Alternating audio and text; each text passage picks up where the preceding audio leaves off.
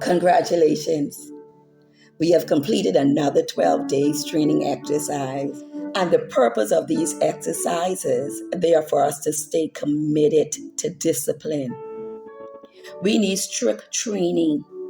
We need strict discipline so that we can grow spiritually and personally. We want heaven to see that we are ready so heaven can respond to us. So by now, all of us, we should know exactly what it is that we want to achieve, exactly what it is that we desire to manifest in our lives. And so we need to keep this image in front of us as we go through the process. Whether our focus is spiritual or personal, the reality is that many distractions will come our way. So we must learn to recognize these distractions and the tricks of the enemy. Because remember now, the enemy don't want us to get to our ultimate goal. So we need to prepare for the challenges that we will face.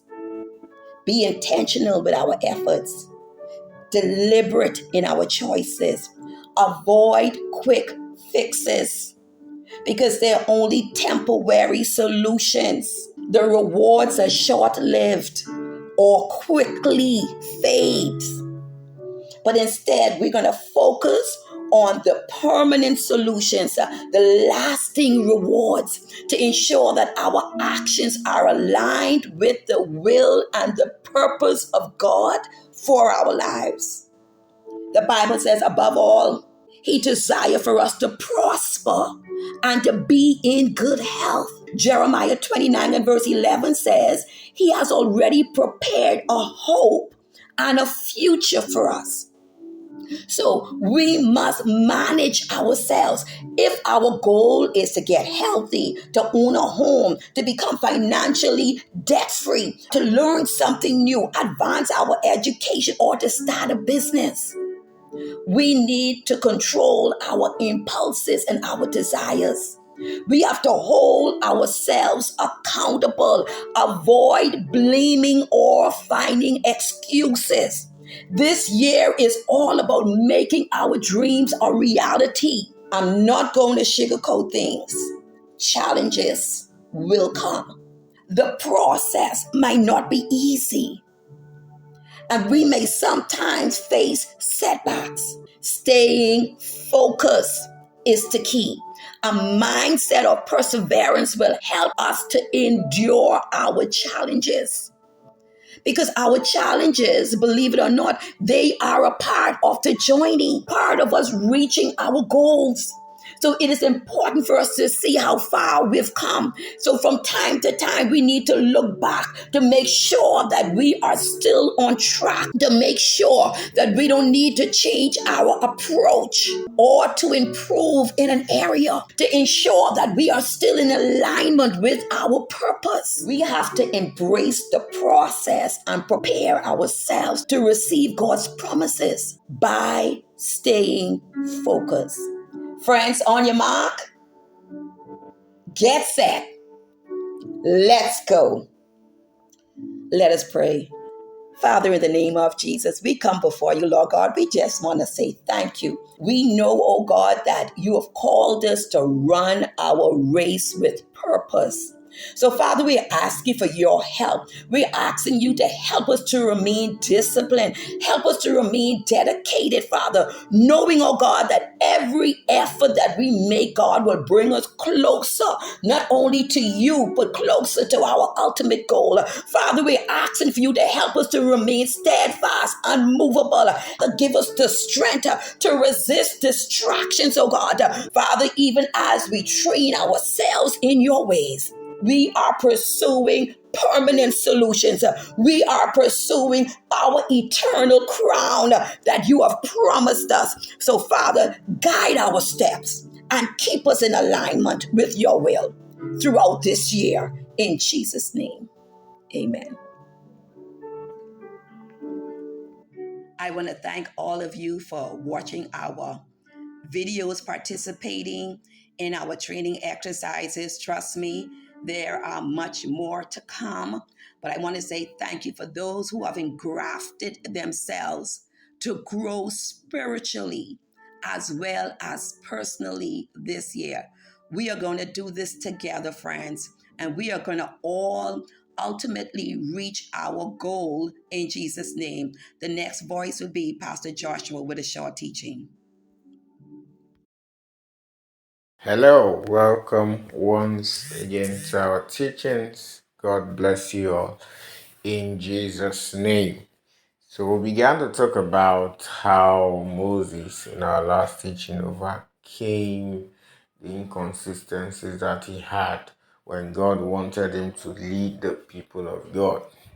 All right, so today we'll continue in that vein, but we'll be looking at the life of Joshua, the person that succeeded Moses in that enterprise. And we'll learn from the life of Joshua what God did to Joshua to help him become the kind of leader that he became, to help him overcome his challenges, to help him focus on what God wanted to do, and to have confidence in the abilities of God. So we'll look at Joshua chapter 1. If you read, we'll just read from verse. Okay, let me just read from verse 1 quickly.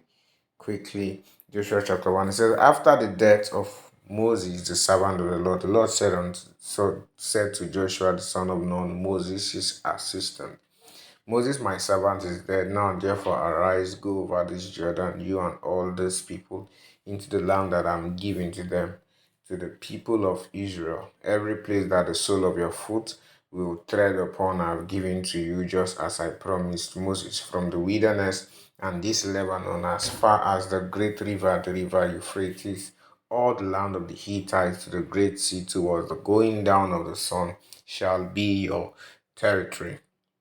No man shall be able to stand before you all the days of your life. Just as I was with Moses, so I will be with you. I will not leave you or forsake you. Be strong. This is where my emphasis would start from. Be strong and courageous, for you shall cause these people to inherit the land that I swore to their fathers to give them. Only be strong. That is God repeating, be strong and very courageous, being careful to do according to all the law that Moses my servant commanded you. Do not turn from it to the right hand or to the left, that you may have good success wherever you go. So in verse 8, the Bible says, this book of the law shall not depart from your mouth, but you shall meditate on it day and night, so that you may be careful to do according to all that is written in it. For then you will make your way prosperous, and then you will have good success. Now, God said it again in verse 9. Have I not commanded you, be strong and courageous? Do not be frightened and do not be dismayed, for the Lord your God is with you wherever you go. So God began to give Joshua what he wanted to do with him. But you discover that in just from verse 1 to verse 9, God emphasized be strong and courageous 3 times. So it was clear, or it is clear, that Joshua was afraid, he was frightened. He was scared of the unknown. How would he be able to lead these great people? Imagine what God used Moses to do, and we all knew what happened, that Moses could not enter into the promised land, and now God had handed over by the hand of Moses to Joshua to continue this great task, this great work. And Joshua would have been scared, be afraid that, wow, how will I fit into the shoe? How will I be able to continue on this enterprise? How will I be able to lead these people that have seen mighty works through the hand of Moses? And God had to encourage him 3 times. He said, be strong and courageous. Be strong and courageous. God made him to understand that he was going to be with him just as he was with Moses. Well, he told him, be strong and courageous. So this is a great admonishment to you listening to me. Whatever God has called you to do, be strong and courageous. Be strong and courageous. Now, the reason why you need to be strong and courageous is because before Moses left, there was a law that God had given to Moses for everyone to abide by. And so God told him, be strong and courageous and be careful to do according to all the law that Moses, my servant, had commanded you. So there was a law, there was a guiding principle that God had given to the people to abide by. And so God needed to encourage because he could become frightened and he would abandon the laws of God and begin to do his own thing. But God said, be strong and courageous. And God gave him a powerful tool. Remember, we began to talk about tools. We began to talk about implements that we can use to advance the work of God as leaders to overcome the challenges that have been posed before us. And in verse 8, the Bible says, this book of the law shall not depart from your mouth, but you shall meditate on it day and night, so that you may be careful to do according to all that is written in it. For then you will make your way prosperous, and then you would have good success. And so, if you are going to succeed, if Joshua was going to succeed, he needed to be ready to dwell on the laws of God. Dwell on the laws of God. Meditate upon it day and night. Make it a part of his daily life. And he must not just meditate upon it, he should be careful to obey, to do according to all that is written therein. So that is when his way will be prosperous and he would have good success. And so, one of the things that we must know, if you are going to succeed in the adventures of God, you must be willing and ready to abide by the laws of God, written in the books of God. Now, the Bible at this point is the complete book that we have. At that point, Joshua had just the Torah, the laws that God had given to Moses. But right now, we have the entire book of the Bible. And so, if you are going to succeed, you must be willing and ready to abide by the laws of God enshrined in the book, in the Bible, and the laws of God that He has spoken to you.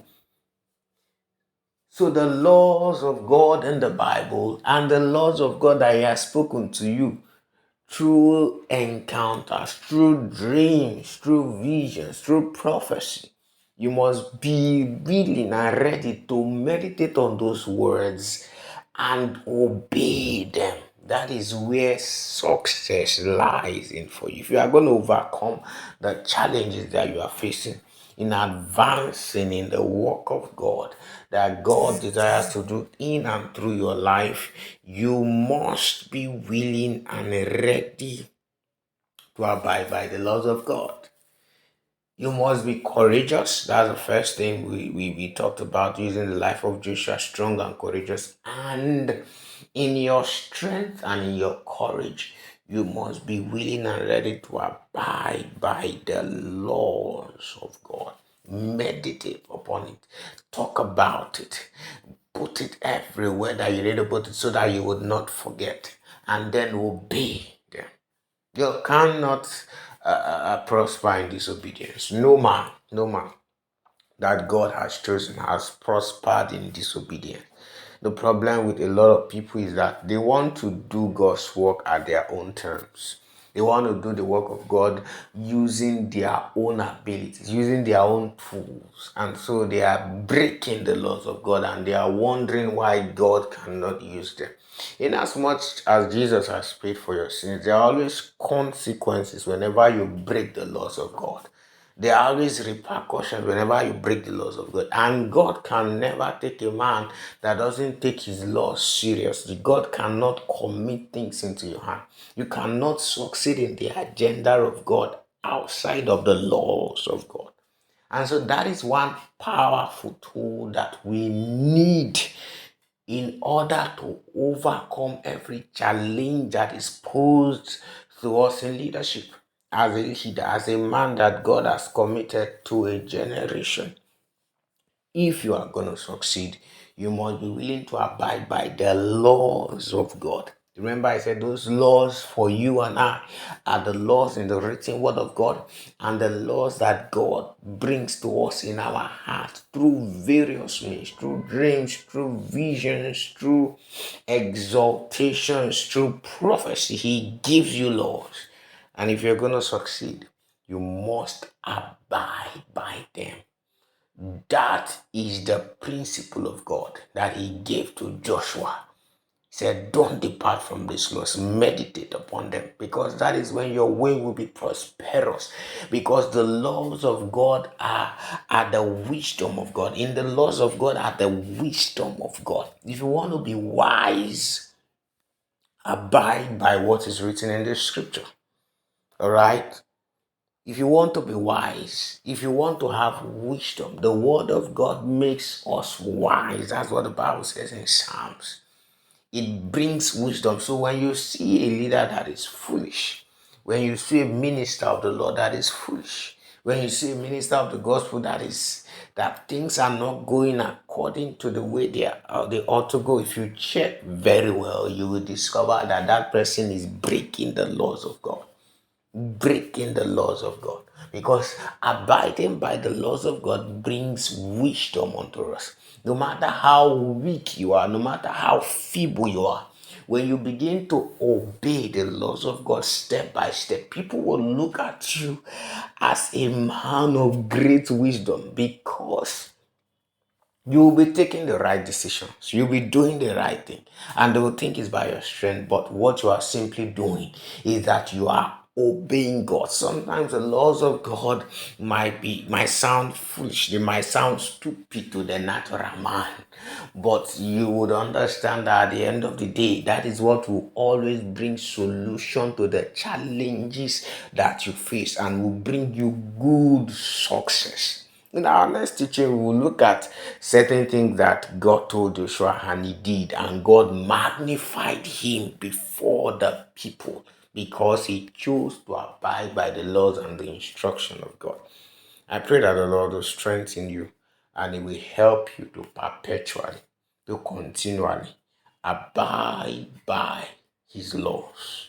Meditate upon them and obey them, because that is where good success lies. That is where wisdom that will profit you lies. So be strong and courageous and follow the laws of God, and the Lord will bless you richly.